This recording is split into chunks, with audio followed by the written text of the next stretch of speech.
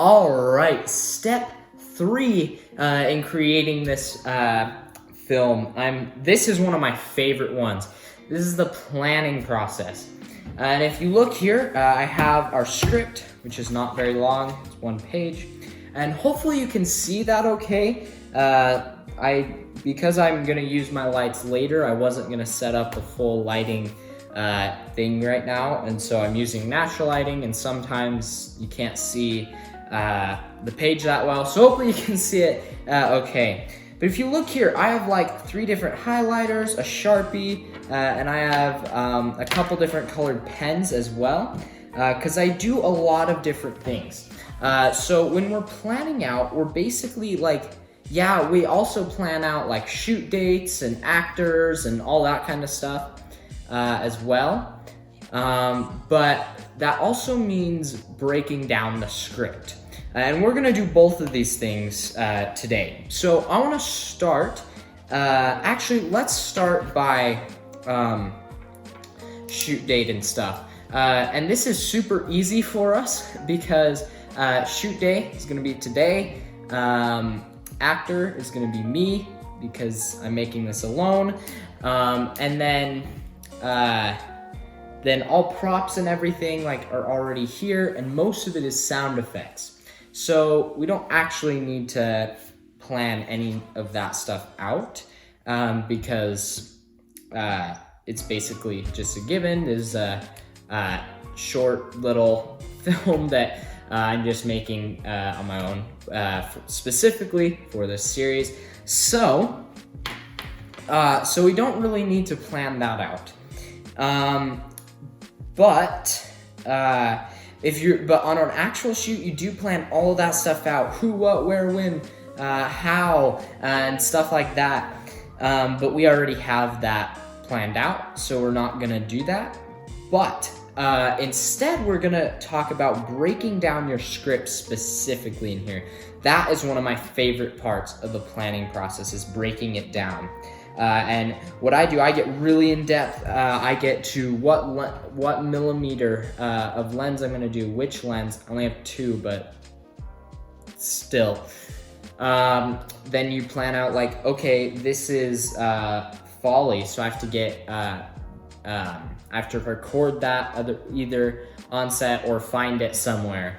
And I have to do this and this and this. And what kind of shots I'm looking for and stuff like that. Maybe some character things as well.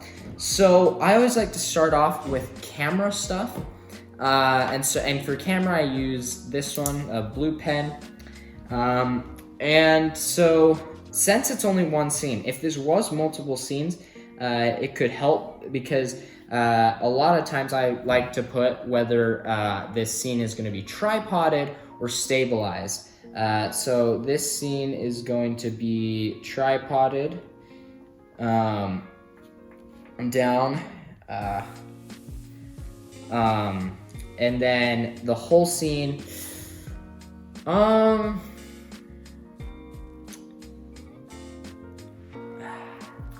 probably not gonna use my 50mm lens, so we're gonna go for a 35mm. The whole time, because I want this to look like one shot. And so we're going 35mm there.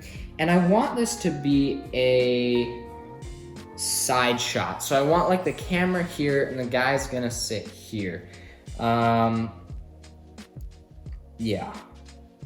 All right, I think that's actually pretty good for camera stuff right now, because I can't do any camera movement. Like, see, you're starting to see when making it on my own and stuff, there's a lot of limitations. All right, so I don't think there's much more we need to do. I could put that and say one shot on there, because I kind of want it to be one shot, but with fades. And so, yeah, but that's gonna be all for camera-wise. So now I wanna move on to audio. And so audio is gonna be red, and this is mainly Foley. Cause yeah, I'm gonna record audio, I have to get room tone and stuff like that, but also what sound effects I need to record and create, or just find online, right? So maybe typing. I'm gonna like squiggly line the typing part because but a lot of times typing effects never work out because then the fingers don't match up, and so that always is really hard. So he takes a drink of water. That could probably just be the normal sound, so I'm gonna squiggly line that as well. The sink, yeah, that for sure is folly, is sink. So we'll add the water faucet sounds later. Oven timer is folly. Turning it off, like there's gonna be some beeping there. Okay, a glass that breaks is folly as well. That's not folly, the guy talking, that will be on normal audio. Knock at door. The cat, that doesn't need it. Another knock at the door. And I actually want to note though that these are different knocks, because unless it's the same person, but I'm gonna note that these are gonna be different knocks here. So I remember later that I want those to be different knocks and not the same, so you can tell that it's someone different. All right.